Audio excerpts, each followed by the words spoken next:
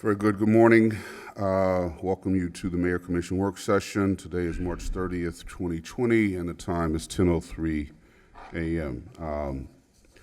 First item on the agenda is COVID-19 Economic Recovery and Assistance Program update. Assistant City Administrator Armando Fana. Armando? Good morning again, Mayor, Commissioners. Armando Fana, Assistant City Administrator. So last week, you all approved the Economic Recovery Assistance Program to provide small businesses with temporary assistance to help them basically bridge the gap between now that a lot of them are closing or reduced operations, and when the federal money comes in, hopefully in the next couple weeks. So I wanted to give you a little overview of the program, what we've established so far, and how we're going to move forward. So just to recap, provide short-term financial assistance to West Palm Beach small businesses that have been impacted by the economic fallout directly attributed to the COVID-19 pandemic. The funding so far has been $259,000, which you approved last week from the city, and the DDA also just approved $50,000 in assistance that will be earmarked for downtown businesses. And while I'm up here, just let me give a little overview of some of the things the DDA has done to respond to COVID-19. Raphael asked me to give a little overview. The $50,000, as you see here, as City Administrator Johnson mentioned, $20,000 for the Hospitality Helping Hands. They've gone to a 24-hour security for PSC, scaled back their non-essential programs. So now we're looking at pressure cleaning is being done on call, and some other things that were normally done on a regular schedule are being done on call, mainly because we're clearly not having the same traffic that we did in downtown a couple weeks ago. They're looking at ways to reallocate their funding that they currently have in their budget to response and recovery efforts, and also looking at other ways they can support their downtown merchants. And we've been in regular discussion with them on all these programs that we're starting to roll out. So the DDA has been very active. So getting back to this program, the COVID-19 Economic Assistance Program is really designed to do three things. One is provide financial assistance to assist small businesses with meeting their basic obligations, mainly payroll, rent, utilities, those kind of things, over a 30 to 60-day period. As I mentioned the last meeting, this really is just to fill that gap until the federal money begins to flow through, or any state monies that might be made available. Initiate a process that leverages other public assistance programs and private dollars, same kind of deal, and encourage small business to maintain their labor force as much as possible. So we'd like to hopefully have them keep some folks under payroll during this time until the rest of the funds come in from the federal government. So here are your rundown of the eligibility. First off, of course, they have to be in the jurisdiction of the city of West Palm Beach. They have to be legally authorized to do business within the city, have been adversely impacted by the COVID-19 pandemic, which is pretty much nearly every business right now. You know, obviously there are some businesses that are doing okay, like grocery stores and some other very select businesses, but for the most part, this has impacted just about every business. Properties must be free of any city lien encumbrances and code violations. Property taxes on the property must be current if the business owner is the property owner, because sometimes they're just renting, obviously. Businesses must have been open and operational for a minimum of 18 months at the time of the loan closing, and the business's gross annual revenues cannot exceed $1 million. And just so you know, the $1 million wasn't arbitrary. It came from discussions with Valley National Bank because that is the standard that they use for small businesses to help direct funding through their Community Redevelopment Act requirements that are federal requirements that banks have. A credit score of over 620 is required to qualify. And you know, as we review underwriting, there might be some exceptions to that. If it's slightly under that and they have other qualifying factors, that could be something there could be some flexibility on, but generally speaking, that's going to be the mark that we're going to look for. Business liquid assets of under 150,000. Again, this was through discussions with Valley National and with our other partner, which I'll mention in a minute, Urban League, because we wanted to make sure that they're responsible companies, but if they have a certain amount of assets, then they can dip into those assets, because we're only talking about $10,000 in assistance. So we didn't want to have somebody with $1 million in bank sitting there and we're providing assistance. And then having registered with SBDC for business assistance, and this is through, is it Florida? I think it's Florida Atlantic University, I believe, who's doing this business registration for all the assistance needs for small businesses, and then providing them with technical assistance on which programs they may qualify for.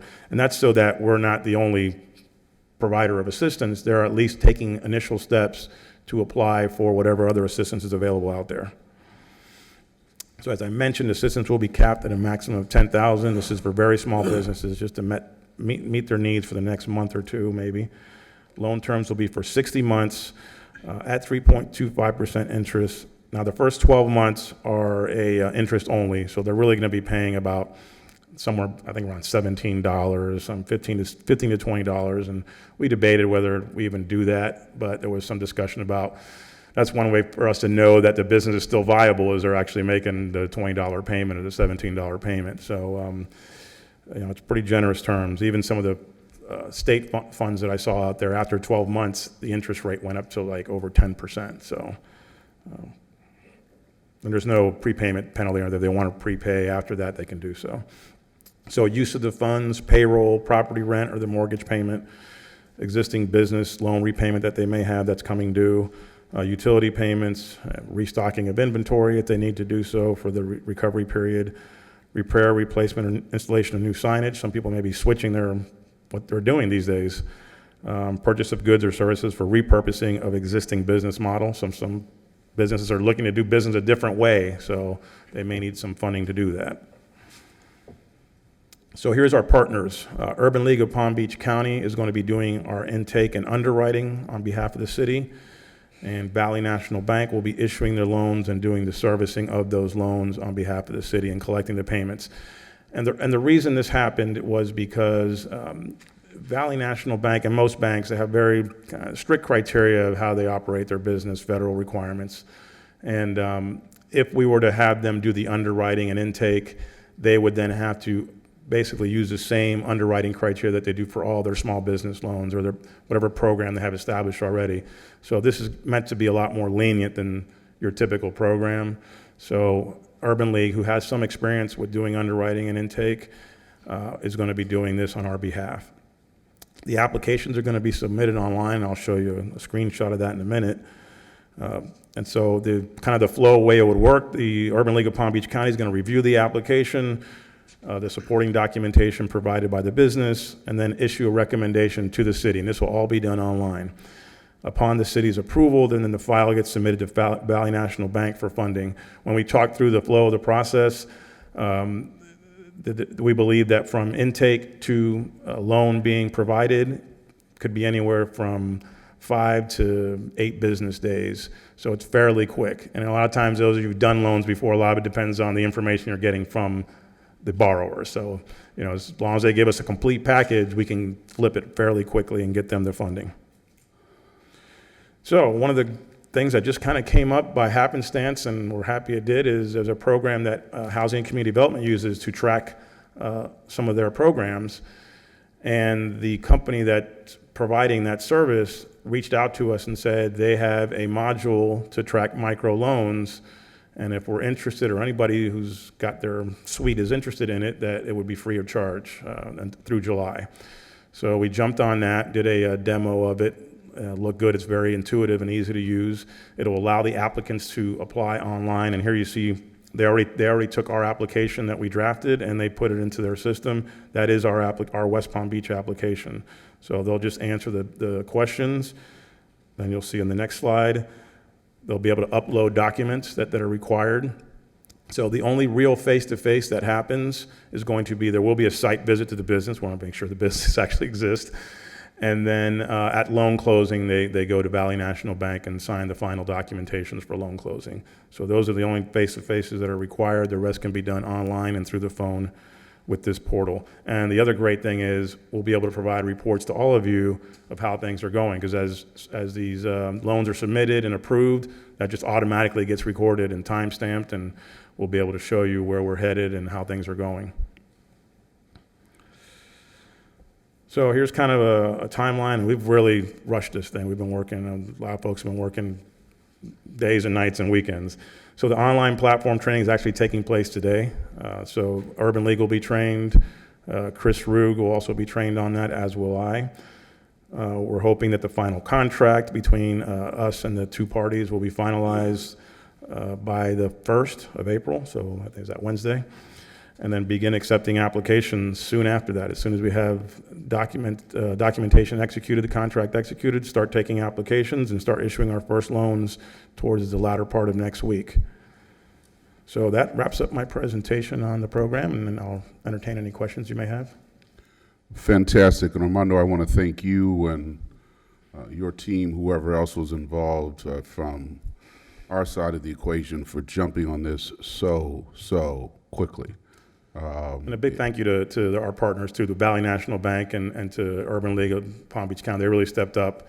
You know, not all banks were just raising their hand to step up, because this takes them away from their core business, and so, you know, kudos. So is Valley the only bank that's participating so far? So far, and we are looking at, we've had some discussions with the CRA on getting additional funds, and if that happens, we may look at other banks as well, particularly the three that we, you know, Valley's one of the three that we already had doing business with our small business program. So they're aware of this, and we'll be reaching out to them should we get more funds and expand this. What are the other two? Flagler National, and what was the third one? Is Frank here? That was Flagler National, Valley National Bank. Okay, but Can't remember the other two are at least aware that Valley has stepped Yes. up and, Yeah. you know, maybe. Yeah, and they were willing, it's just the amount of money was not enough to split Okay, three ways. all right. Well, thank you again. Yes, Commissioner Rouse. I have a couple questions. What, if any, safeguards were put in place to prevent folks who can meet the criteria on paper, but just haven't been good actors in doing business with the city? And you know, I'm not going to call any names at all, but you know, there is an entity on 7th and Tamron that just has gotten money from us, and then and I'm certain on paper they could probably fulfill the requirements that have been set forth, but I don't necessarily know if they're deserving. Right. Well, a couple of safeguards. One is there is some underwriting that will take place. So one of the required documents is bank statements from the business to show what their assets are. Are they also beyond the bank statements? There's also I believe accounts payable. So we look at see what their debt to income ratio kind of thing is, or debt to earnings ratio, and then also looking at the credit scores, another indicator, obviously.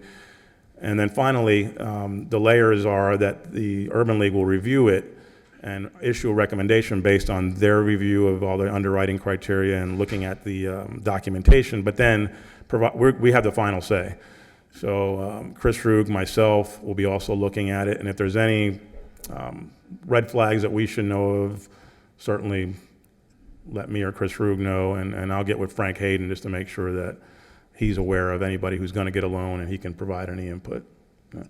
And was there any outreach to the Black or Hispanic Chamber or the Palm Beach County Bar to assist in identifying businesses that might benefit from this program? Yeah, Chris has been sending updates. As a matter of fact, this morning he sent an update to all those groups to watch this so they can get an idea. But as soon as we launch it later this week, hopefully, then yeah, that'll go out to all those groups, and we'll begin to do outreach. Also in Spanish, a lot of small businesses where the owners may only speak Spanish. I mean, I've seen a few of them. Creole. And Creole, right. So yeah, we'll be doing that as well. Yeah, for sure. Thank you.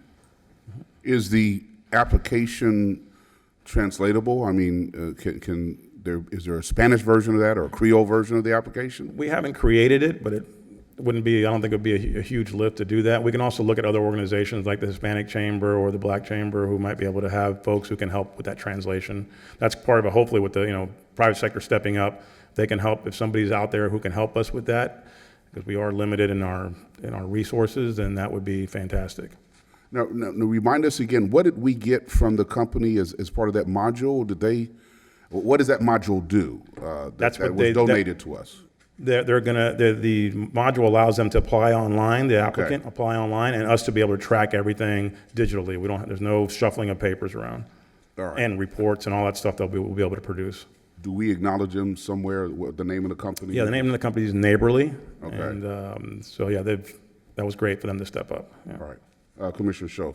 Thank you, Mayor, and thank you for bringing this program forward. Thanks to the DDA for the additional funds. Certainly think it's a good step forward. Just one point of correction for the record, the platform that you had specified that it's a grant program. It is a loan program Did it say grant? on the left-hand side. Oh, yes, economic recovery thank you. grant, We'll correct that, Just so yes. that we correct that. And then I think online application is great for processing, but if we could try to come into some contingency plan for those businesses, maybe that aren't a primary technology-focused firm where they don't have access to online application, just to create a contingency in a place where we don't have libraries open for them to be able to go in and have access to a computer to create access Yeah, somehow. that's a great point. We can, especially with some of the business associations, maybe they can step up with that help and provide some technical assistance and online access if they don't have it. Yeah. Sure. And then one question of follow-up. We had a number of uses that could potentially occur for our companies, and one of them was payroll. And I was just wondering, while I'm certainly supportive of trying to make sure that you can get your employees through a rough time, are there any audits of those uses to make sure, just to safeguard us against an owner saying, here's a $10,000 loan that I can use to essentially make a payday for myself? Yes, we will have a loan agreement with the borrower in addition to the documents they'll sign with Valley National Bank. And within that loan agreement, which is being drafted now, it does have, we can audit at any time, and the uses and required uses of the funds and so forth. So Great, thank you. that they're not going off to the casino with it, Madam President. although casinos are closed, so. Thank you, Mayor. Thank you, Armando, for the team and all the partners on this. I appreciate the question about how we're going to market this to all of our business owners. I'm also curious as to if you were able to get any input from any of those business owners for this program, because I know when we were talking about it at the last commission meeting, I did receive some feedback from small business owners, some of which were concerned they need help, but they had some concerns with some of the terms. One of them specifically was about mom and pop shops who maybe only employ themselves, and are there requirements that they have to show that they have employees, different things like that. I just want to know, did we consider taking their input? Yes, and we did, based on some of the discussions we had with some businesses, we removed, one of the requirements we had at one time was 10 or less employees. Now, if you have less than $1 million in annual revenue, you probably have less than 10 employees, but we didn't want to just have an additional layer of restriction on there. And then, yes, mom and pop business owners can still qualify. Payroll is one of the things that they could use the proceeds for, but it's not limited to that. And certainly, if you're maintaining your business and you're a mom and pop business, you're maintaining yourself as being employed. So that still qualifies. Thank you. Commissioner Baduzzi. Thank you, Mayor. I just wanted to clarify, I see that we are providing funding, the DDA is providing funding, and it looks like the loans are through, as you said, Valley National Bank. Is it the bank that's providing the funding, or is it? No, how we're is that actually working? going to deposit the funds into the bank, and then they're loaning from those proceeds. And I'll clarify that the DDA funds will be only for downtown business. I don't know if I mentioned that, but so all the downtown businesses that apply will first tap into that $50,000 until that runs out, and then we'll go from there.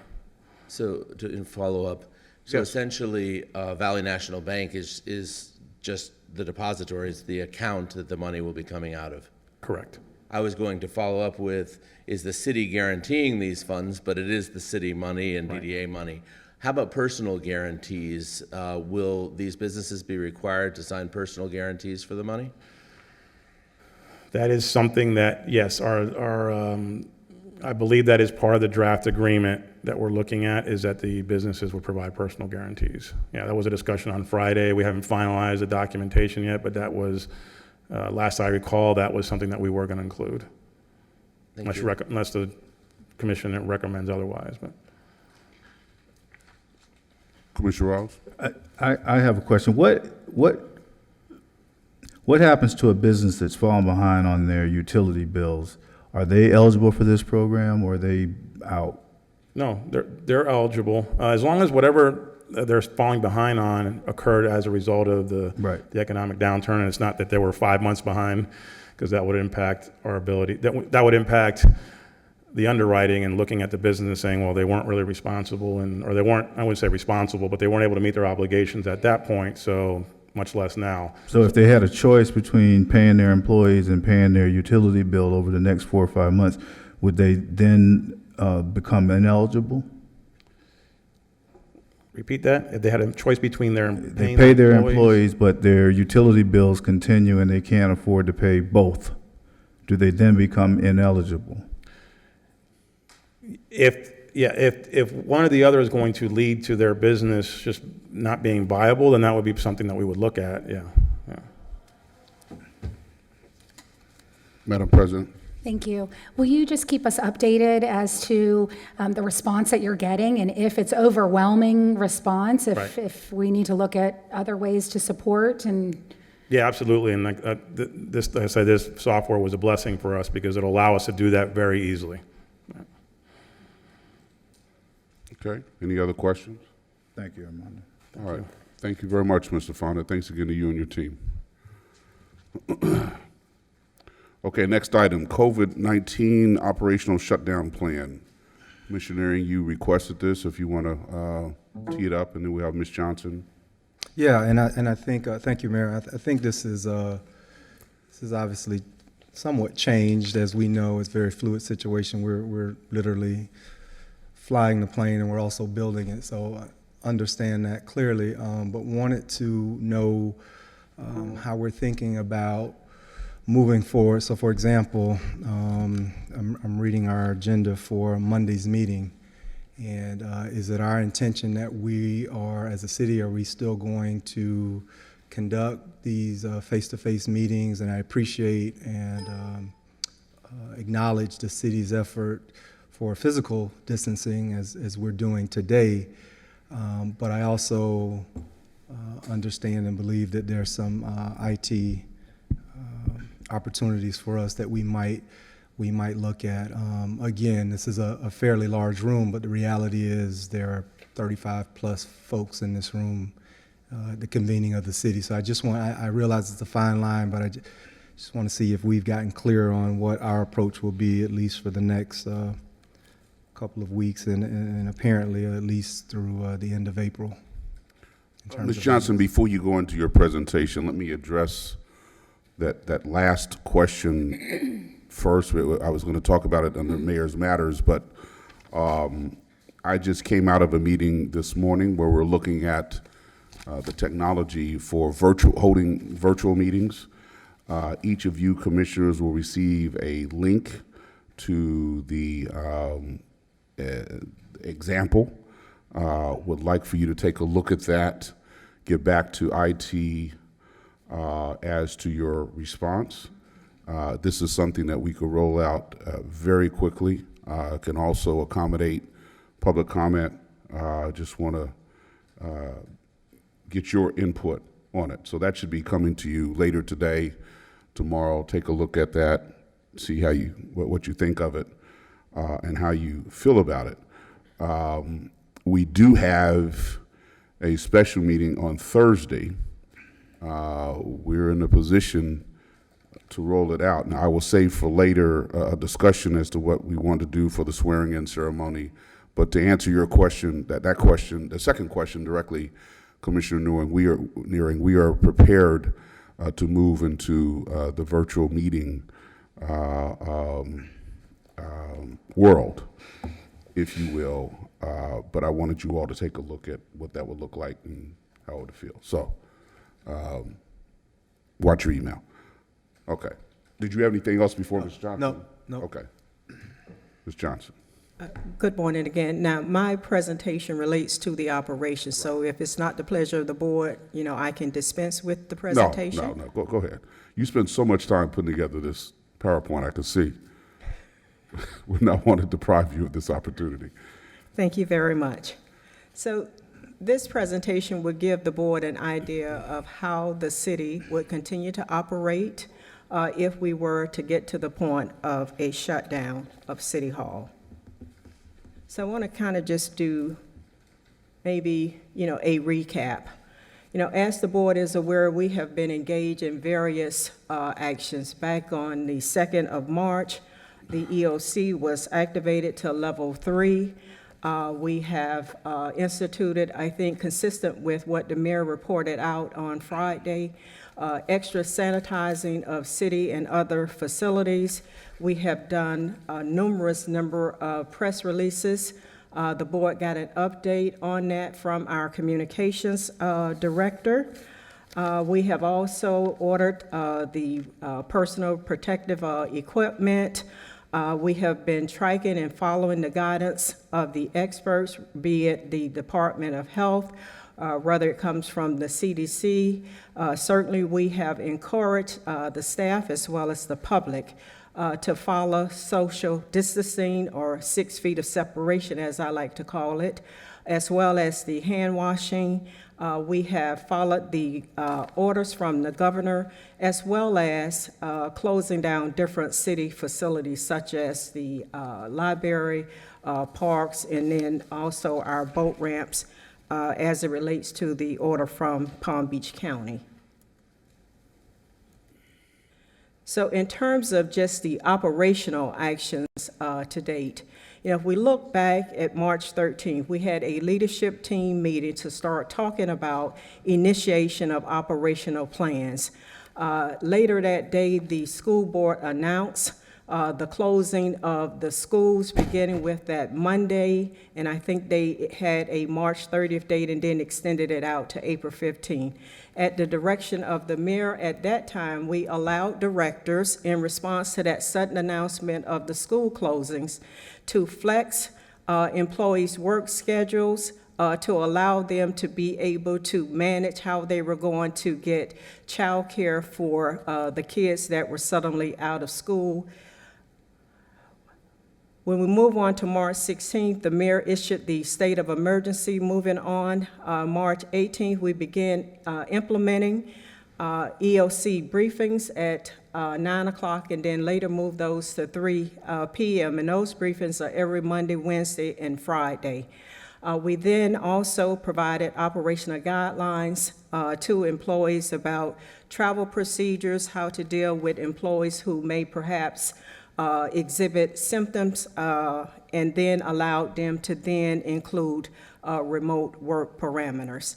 As we move to March 20th, we developed a form so that we could be able to document work that was being completed at home, because employees still would be getting paid, and we want to make certain that we're documenting work and that it's viable work that relates to their respective duties.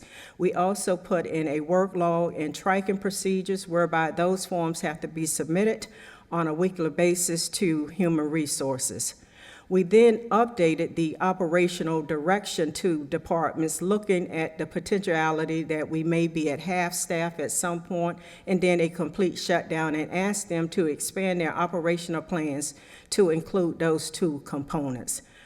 We had EOC briefing on the 23rd, one on the 25th, and then just on Friday, we established a protocol for department directors to follow when employees do exhibit those signs, and if in the unfortunate event we have an employee who tests positive, and to date we are not aware that we have had that circumstance. As the board is aware, later on Friday, the mayor kicked off the COVID-19 response unit, and we'll be hearing more and more information about that.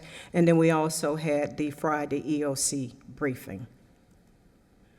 So in terms of the operational strategies, I want to point out to the board that the way that we have operated the city since we started with operational plans won't change very much between how we're currently operating and how we will operate if the city were to shut down. What you will see is that the degree of employees who are operating under one strategy will change.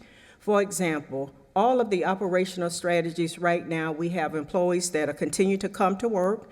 The city is still open for business. They are following the separation protocols. In some instances, They are flexing their schedules. When you look at the water treatment plant, they're on alternate schedules. We have a number of employees in different departments or divisions that are in fact teleworking, and they are completing those work logs and submitting them to HR as is required. We have a smaller number of employees that are out on different types of leave. When we look at the firefighters who happen to have to be quarantined, they're out on duty disability. We may have an employee who is out on sick leave. As we look at Wednesday, April 1st, the law that the president signed, the Families First Coronavirus Response Act, goes into effect. So we are anticipating that we may have employees who will avail themselves of that particular act and the leave that it provides. We may have employees that will go out on family medical leave. If the city were to shut down completely, that then kicks in the emergency leave policy that we have. So we will have employees out potentially on various types of leaves, and that will shift the number from what we are currently experiencing to perhaps a higher number.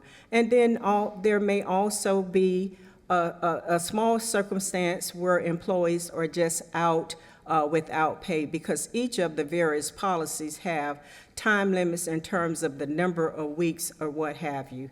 So if I were to guesstimate, and I'm going to emphasize guesstimate just based on anecdotal information from reading through the operational plans, I would say right now we're probably at about 75% of the staff that are working, reporting to City Hall or reporting at their work site, probably another 20% that are commuting or teleworking, and then 5% that will fall in the various leave category. If we were to shift to a shutdown of City Hall, I anticipate that that percentage would shift in that you would have the majority of the employees perhaps teleworking, where they would be working from home, and then only certain employees that are in mission critical functions that would be working perhaps from the EOC. There may be an occasion where they would have to come to City Hall, or an occasion where they would have to show up at the water treatment plant or at the compound when we start talking about sanitation. So if we were to just kind of look at our organization in terms of some of the primary role that different departments perform, if you look at the executive and administrative leadership of the city, I anticipate that the mayor would have the administrative staff, the city administrator and assistant city administrators, and perhaps himself to serve at the EOC and to report to City Hall if there is an issue that requires us to come to City Hall. I would anticipate that the legal department would be teleworking or would be doing it on site, again, depending on the document or what the case may be as it relates to this pandemic. They may have to come to City Hall. So right now, when you look at the legal staff, you have the majority of that staff continue to work at the office. If we go to a shutdown, they will perform the various functions at home, and probably the city attorney would be with us at the EOC, and that also would be the same when we look at procurement. Most of them are on staff or may have actually engaged in teleworking so that we can accomplish the 6 feet of separation. Then the majority, if not all of them, would be working from home. Again, continuing with mission critical executive and administrative function, human resources, a number of them in certain critical functions would be teleworking, because we still would have to continue to have employees to get paid, and HR is directly tied to the Kronos system and operating that. If there are issues with workman's compensation liability, they would be handling that from home. The rest of the employees would be working from home, and then perhaps there may not be work for all of them to do. Just again, underscoring with finance, we have to continue to process our payroll. Employees would not be punching into Kronos. Payroll finance has a system set up with the bank where there's a standard pay, so that payroll would be dumped and employees would receive their regular pay. We would still like to keep the accounts and invoices being paid of contractors. Just today, we're officially kicking off the budget process for FY21, so I anticipate that staff would be engaged in budget prep work from home, and again, all of that would be documented. IT is a mission-critical function as you look at keeping the city running in its technology infrastructure, so we would have them teleworking, and there may very well be an occasion where they would have to report either on-site or to the EOC. They are also involved with the radios, and when we look at public safety, that's critical for that to function properly. Again, public safety, life safety, as I oftentimes refer to them. Now, this is where you're going to see a large segment of the staff actually in the field, on-site, continue to work. The city intends to continue to keep its citizens safe, so we're going to make certain that fire rescue is still operational as well as police. If someone were to call 911 and need our fire services, they're going to respond. Police is going to do the same. So you're going to see the firefighters and the patrol in the field, on shift, on the road, wherein some of the other back-end operations may be performed at home. The mayor's public safety liaison is going to be on standby to also telework from home or to perhaps be at the EOC at the pleasure of the mayor. Again, moving on to health safety, public utilities and public works. One of the emphasis that the mayor made in the report or the release that was submitted on Friday was that we're going to continue providing the water services. That's a critical service, particularly when you look at one of the primary ways that have been advised on how we can mitigate this spread, and that's hand washing. So we're going to keep the water running. With Public Works, we're going to continue the sanitation operation and make certain that we're picking up the garbage and then maintaining streets. But again, not that complete operation will be working. Various parts of it will actually telework, but those that are feet on the street, they will be in action. And so it varies depending on the function. I won't go through all of these, but we have actually broken down with each of the operations what particular aspect of that operation would be able to telework, what particular aspect of that operation would not have work to do. And just as an example, if we were to shut down, code enforcement would essentially be inactive because we're not going to have code officers going out and issuing citations or violations. So it varies depending on the operation. Parking administration would be another one of the functions identified to be inactive. The city garages would be shut down. We would not be going out and looking at enforcement of parking meters and issuing tickets with that regard as well.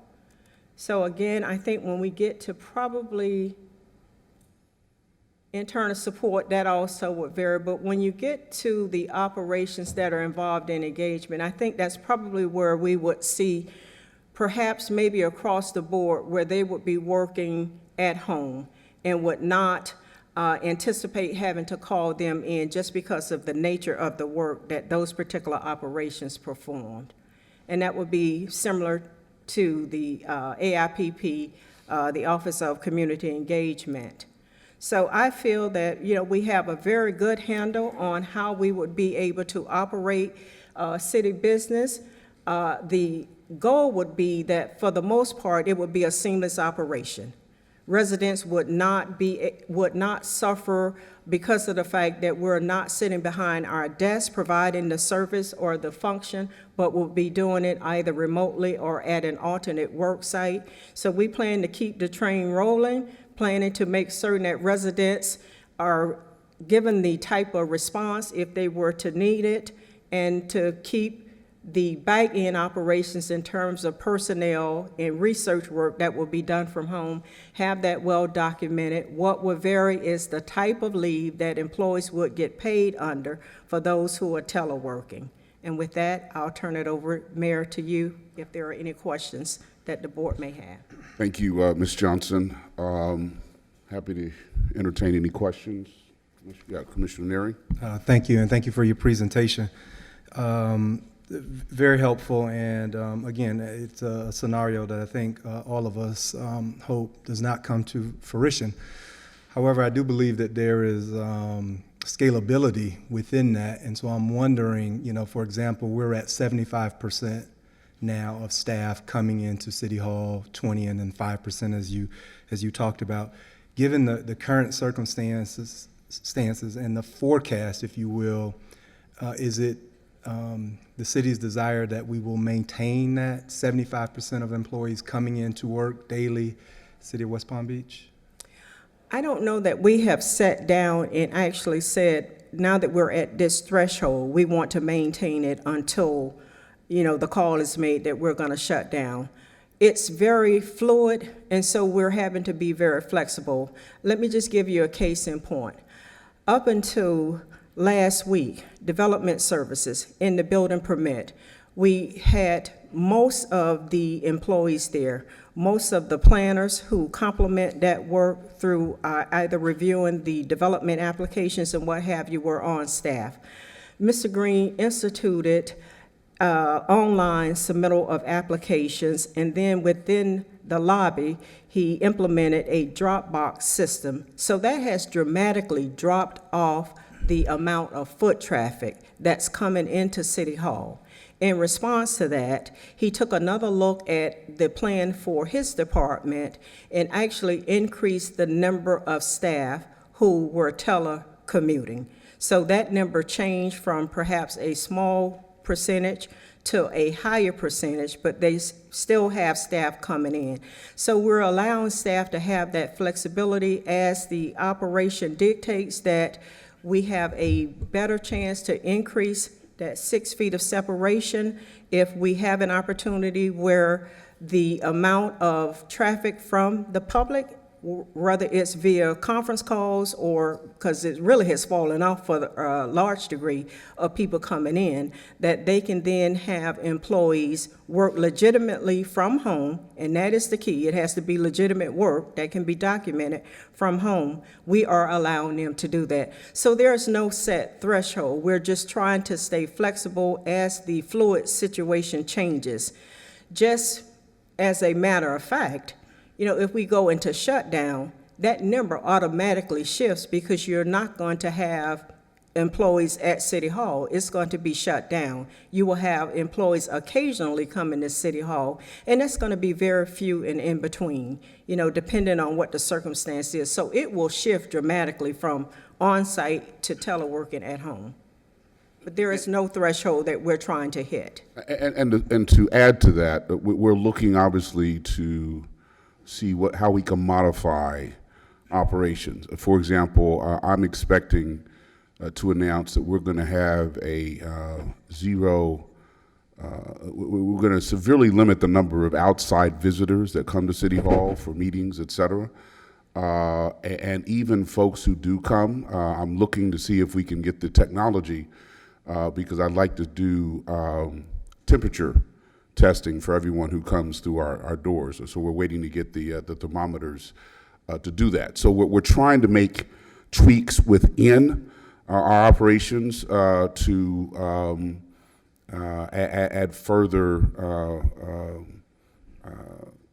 comfort, if you will, or protection is the word I was looking for, as we move forward. And as the city administrator said, we have these plans in our pocket if we need to pull them out. One of the hesitations I have as the CEO is that once we ring that bell, it's hard to unring it. And we don't know how long this is going to be. So I'm trying as long as we can, with as many protections and safeguards as we can, to keep the city running as efficiently and as effectively as possible before we have to totally enter shutdown mode. And if I could, Commissioner Aaron, I didn't mean to dance around the answer to your question. The direct answer to your question is that, yes, the plans are scalable. Department directors have sat down and they looked at their base telecommuting or operational plan. They then added two components. One, if the city were to go to 50% workforce, and then if we were to shut down. So it's going to, the plans are scalable. They can scale up very quickly if we find ourselves having to shut down immediately, or if we have to work at 50% service level, they can do that. So the direct answer to your question is yes, the plans are scalable very quickly, up and down. Now, there are also technological considerations. We don't have laptops for all of our employees. And so as these plans begin to be implemented, we've got to make sure it's tied in with IT, that we have the hardware available to implement those. And one of the areas of vulnerability will be as more and more people around the city, around the county, around the state are moving to a teleworking mode, the strains on the infrastructure of the internet. So we're trying to be sensitive to all those. Commissioner Riles. Yeah, just briefly, it's always been said that necessity is the mother of invention. And approaching my 30th year of practicing law, I have a new associate who looks at me like a dinosaur because I still have paper files. Many of the, if not most firms, have gone paperless, and they scan every document in, and they use DocuSign to sign, and they never even have to see the client. And so I know for a fact that a legal operation can be run in a paperless format.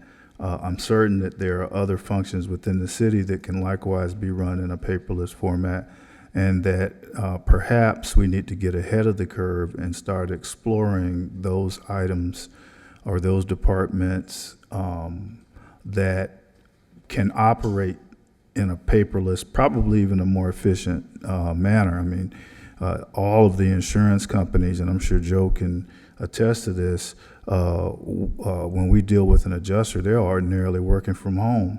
And we send them a flash drive of all our records and our pleadings and everything else. And we look on a computer, paper is gone. And so it's not really necessary. We're operating in a computer age world and still using 1970, 80 technology. And maybe this is the time when we start looking at how we can streamline our operation and make it more 2020-ish. Well, there's certainly an opportunity for those types of things. One of the things we're finding is that as certain departments, certain functions are moving more toward an inactive mode, we're trying to move people into other departments to do some of the things that just simply have fallen by the wayside, certain functions, certain operations. And so we are looking also to take advantage, I don't want, that sounds wrong, to make sure people stay employed, and it may not be in their general function, but to assign them to tasks that might not otherwise be done if we were not involved in this crisis. Madam President. Thank you, Mayor, and thank you, Ms. Johnson, for the presentation. I think that in the last week and few days, I know we've had more information coming towards the commissioners at least, and I really appreciate that. And I want to just continue to reiterate the importance of communication, and I just cannot say it enough, that if we can communicate again, and then communicate it again, because it is truly in the absence of that communication that we get rumors, inaccurate information, and then quite frankly, fear. And I've heard from our own employees, residents in the community, and I'm greatly appreciative of the COVID response unit that we'll be implementing and getting information out to our residents. But I just want to reiterate, that we have a plan for communicating that with our employees as well. And then Mayor just asked that we help keep the commission office staff updated as well, because residents are constantly calling into the commission office and emailing us, and they're looking for answers that they might not be in the loop on, and I just want to make sure we have all of the answers, or at least know where to direct them. And I will share with you one that we're getting a number of requests on. It is the rental assistance program that you mentioned on Friday at the press conference, Mayor, and just seems to be some confusion on whether or not there's a form available for that or how they apply, and just, if we could help make sure we get the correct information out there about that. Okay, I did get a couple of email requests. I believe it was from Commissioner Nearing about that program, and we sent out that information. So, excuse me, the Housing and Community Development Director is the point person on that program. So if you all have constituents, who need information, Ms. Furio will respond immediately, as she has done, with the request that I sent to her. Commissioner Shelf? Thank you, Mayor, and thank you, Administrator Johnson, for that report. I think we talk a lot about active versus inactive, and I think the goal is to remain service active as much as possible, but physically distant. And so is there a way amongst our staff, and perhaps it's already been done, we talked about things like code enforcement being inactive, but code enforcement is typically in a car by themselves out in neighborhoods, and I would argue an essential service, especially in some of the districts that I serve. But are there ways that we can, have that triage conversation with staff that says, here's how many laptops we do have with people that could work from home today without affecting a service level, while still maintaining a policy? Are there some easy wins that we could have now? That is being done now. Code enforcement was indicated to be inactive if we were to shut down, because we don't want code officers going out issuing citations. But that is currently being done. They are not inactive as we speak. Understood. So I guess I missed the point. I think my question, that was just an example, but my question is, at current, we're talking about some of the technological capabilities that we have we assessed, and I think Commissioner Rouse touched on this a bit, all the areas that we could perhaps go to an electronic format today without affecting a service level, so that we could essentially have more employees either telecommuting, doing their jobs in a more electronically efficient manner, so that more people aren't coming into City Hall. Is there an easy win? Because I know we've talked about scalable plans, but going from our 75% today to full shutdown, have we assessed that low-hanging fruit of, hey, we might be able to get to 65% or 50% if we implemented A, B, and C? Now, low-hanging fruit in this circumstance is relative. When you are doing your normal jobs and trying to manage how we're going to manage this pandemic, it's really difficult to then take that time that you can then look across the organization and see what we can implement that will help improve efficiencies and all of that. So as your administrator, no, I have not done that. I have not directed departments to do that, because we are doing our level best to keep operations going, plan on how we're dealing with this. I think that's a great idea.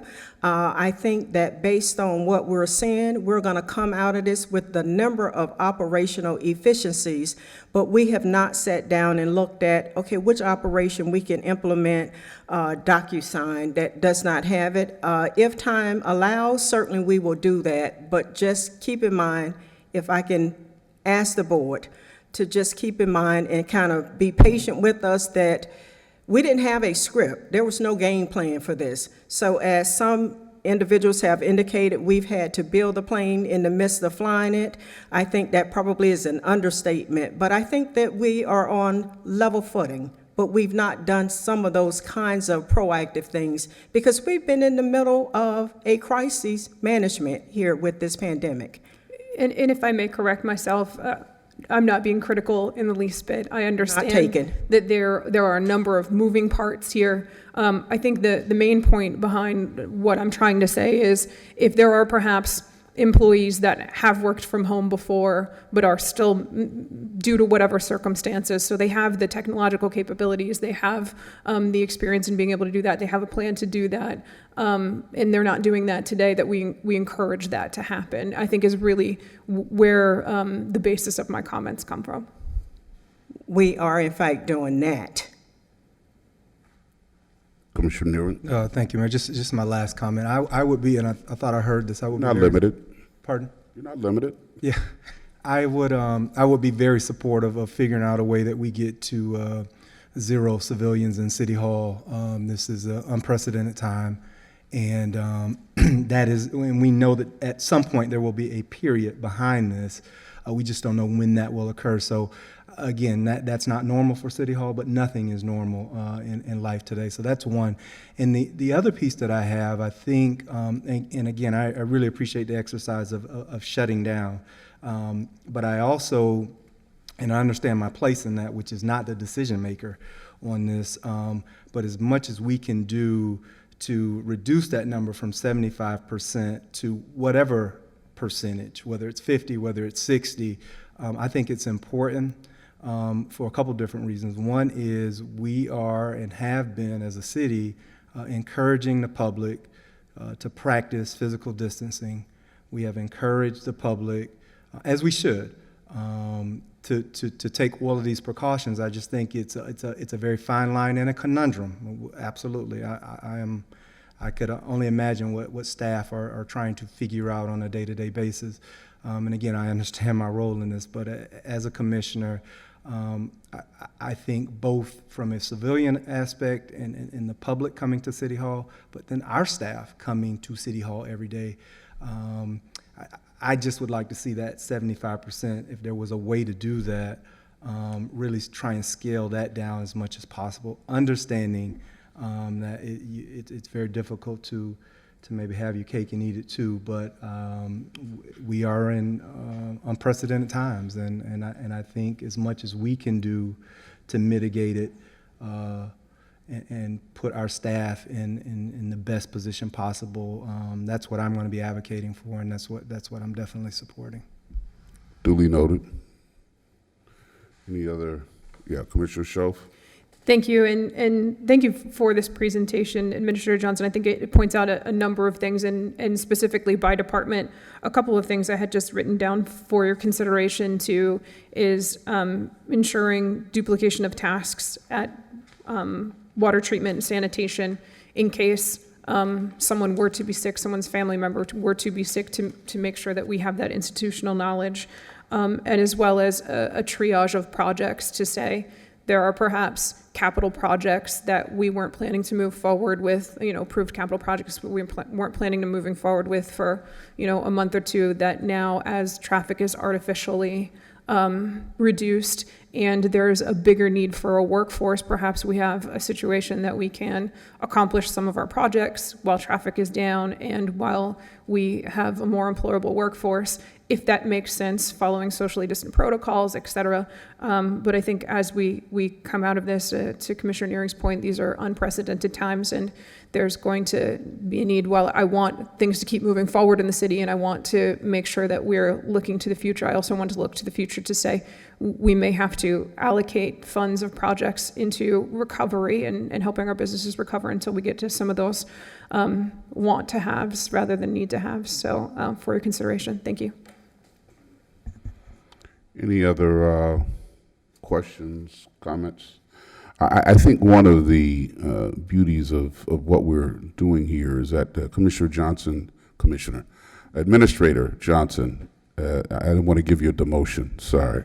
Administrator Johnson has been working with the department heads. The department heads have their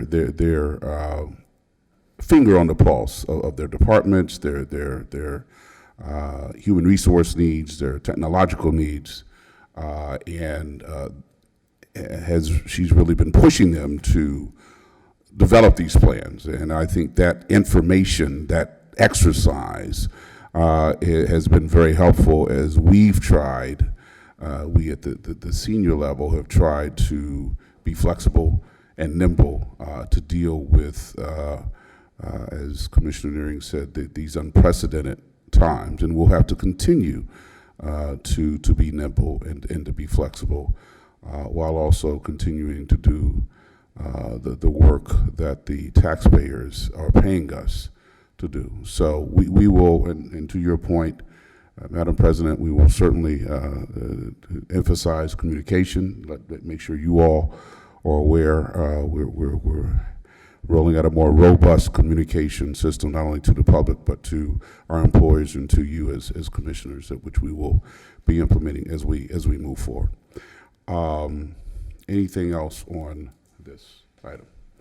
Okay, a couple things on that I have, and I think, as I alluded to earlier, we do have technology that will enable us to start conducting virtual meetings. I want you all to take a look at that, and there will be a link that's sent to you, and see what you think and give us your feedback. However, on Thursday is the swearing in, and so the information we need from those new commissioners, including Commissioner-elect Fox, I hope you're listening, is how many guests you expect to have. As you could see in looking at this room, the number of available seats, if we comply with the social distancing guidelines, is relatively minimal. So an initial question is whether you would like, are you willing to have the swearing in done in a virtual manner? And you probably can't answer that question yet because you haven't seen the technology, but we can do it. But if you do want to have an in-person meeting, we're thinking about maybe one commissioner at a time with their guests, filling up the chambers, which won't take many. We'll have an overflow room out there. And then as one commissioner is sworn in, then there'll be a period of time where that group rolls out, we'll roll in another group. So we kind of, but in order to make that kind of planning, those kinds of decisions, we need to have a sense as to how many guests you're planning to invite. So if you could get back to, who should I get back to? Ms. Johnson, is there a staff member that is assigned to look at this? Should they get that information to you or to another? Okay, if you could get that estimate to Ms. Johnson ASAP so we can begin preparing. And I think it's two questions. One is, are you willing to do it virtually? And if you are not and you want to have an in-person meeting, how many guests you're expecting to have so we could plan accordingly. And then keep in mind that we will have a link in your inbox, if it's not there already, certainly this afternoon, to look at the technology and what that will look like to have a virtual meeting. The other thing is each of you has agreed, and thank you again to head up a committee on the response unit. Looking forward to working with you in that effort. And this is really a question for the city attorney. And each of you are invited to, and I think you have the numbers for the daily briefings we're getting from the EOC. So the question, Madam Attorney, is can they speak in those meetings, realizing that there are other commissioners? What are our restrictions from a sunshine law perspective if they participate in those meetings? Ms. Johnson and I spoke briefly this morning, and I think that if we start them today, we don't have the ability to send out the advanced notice for speaking. So if today they just listen, and then we'll send out notice so that we still keep the three things that are required for the public meeting is the notice, the minutes, and the public comments. We can accommodate that for meetings going forward. So does that mean that we have to give the public then the number to the call-in meeting? Well, if you're going to take public comment, you do. And here's the reason that we say that. I understand that you all are on these committees, and the purpose is to come up with ideas and things that can be implemented. So to the extent that you're discussing something that may come before the commission for consideration under Finch, it seems as though they would require the same things that are required for public meetings. Now, that being said also, public comment only has to occur before final action is taken. So we can work through that. Okay. Any questions from, so it seems like, commissioners, you're more than welcome to call in. We'd love to have you there to hear the information in real time coming from our EOC, Emergency Management Team. There is a question, I guess, as to how much active participation you can have. And then I think the schedule's been rolled out that every day at 3 o'clock. Now, Monday, Wednesday, and Friday, we'll be hearing from Emergency Management. But every day at 3 o'clock, we'll be expecting reports from your, or at least updates, if you will, from the teams that you all are heading as part of the response unit. And there may be some discussion there, but we'll try to navigate those waters. Because what I hear you saying is if there's just discussion, but there's no final action taken, that anything that requires final action will come to a meeting of the commission, and before there's a vote taken, there'll be opportunities for public comment. I think we can establish a means by which the public can comment before final action that doesn't necessarily have to happen on the same day that the All right, commission okay. speaks. Okay. Because I would like to have discussion as we're hearing plans from different teams on the response unit. I would like to have others be able to weigh in on reactions, thoughts, ideas, as particular ideas are presented. Okay. Ms. Johnson, you approach the podium. Now, I was going to ask for clarification, because as I'm understanding, the way that the response unit is set up, a commissioner will give an update on their particular area. And are we saying that the other commissioners are restricted from responding and just listen, or they are allowed to respond so long as we're taking minutes, and then if an action is needed by the board at a future meeting, that would suffice for meeting the public records? I think we can set up a process to accommodate the Discussion. open discussion. We just need to know if that's what you want to do. We'll set up the process and make it work. Okay. No, I think we should work in that direction. And so, because I'd like for, as a team reports, updates, or whatever, I would like for other commissioners to be able to weigh in, because they may have a perspective based upon the work that their team is doing that may impact some things that they're hearing from another team. And I think we would miss an opportunity if we didn't have that kind of cross-fertilization of ideas generated at this level. Obviously, we're not going to make formal decisions impacting the city at that level, but to have that kind of, hopefully what will be a robust discussion of ideas and findings, I think would be very helpful.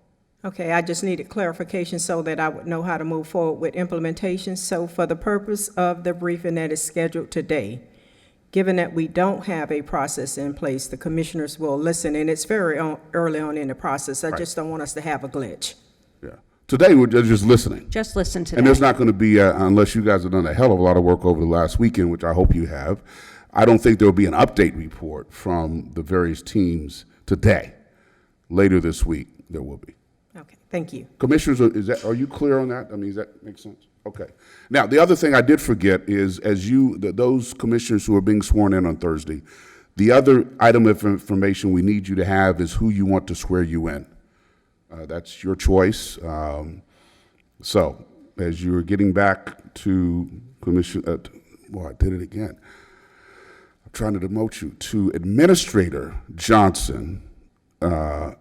Whether or not you want to do or are willing to do a virtual meeting. If the answer to that is no, you prefer in face, then the number of guests. But in any event, we need to know who you want to swear you in, because whether it's virtual or not, we could do the swear. We will do the swearing in according to your desires. Okay? Ms. Fox, you hear that back there? I see your head nodding yes. Okay. Anything else for the good of the body? Madam President? All right, we got a lot of good for the body. Okay. Thank you, Mayor. I just wanted to say I would be in favor of moving any meetings to virtual that we can. Okay. Commissioner Peduzzi? Just a quick question for our city attorney. Is it permissible or would it be legal to have a swearing in conducted electronically? I'm thinking that you're going to have to do the paperwork in person, the signatures, the oaths, and those things that are required. But if you have a ceremonial swearing in, I'm going to look at it more specifically. But that's my thoughts for now. Commissioner? Thank you, Mayor. Just a quick reminder to really the entire team, administration, and our directors, anyone who communicates with the City Commission, if they can please make sure to copy Commission staff, Phyllis and Claudia. It'd be very helpful. They're putting calendars together, and I guess apparently last week there was a glitch because they had part of the information and not all of it. And so just a reminder to folks to please keep them updated as possible. Thank you. Okay. Commissioner Riles, Commissioner Schoaf? If I may. I wanted to first say thank you for the COVID response unit. I'm really happy, excited to participate in that process, as well as other updates, like your regular Friday update to the public. A lot of questions from the public had come about when our updates were occurring, so I appreciate that consistent time and the EOC updates. Another issue that I had, and police is aware of this and code enforcement is aware of this, at the corner of Australian and 25th, the southeast corner, there's been a pop-up market that's been happening Friday, Saturday, and Sunday. And it's an unpermitted event. And after this, I'm very supportive of the entrepreneurial, food service, et cetera, and small businesses. But given current circumstances, there are about 30 to 40 people gathering there on Friday, Saturdays, and Sundays, parking in swales. And in the time of social distancing, it's not a great idea. So if to the extent that we can look at it as an unpermitted event to have it shut down, and again, I know PD has been on top of it, trying to, make sure whatever deterrents we can put in place are there. For this time of social distancing, I would request that we cease this activity. Again, after we get past this period, I think it's a great place for small businesses to try to get a start, and we can look into making that something more official and permitted. But to the extent that administration can be of assistance to both code enforcement and PD to help us disperse this event for the time being, I would be appreciative. Okay, we will certainly look into that. Anything else? Okay, this meeting is adjourned. Thank you all very much.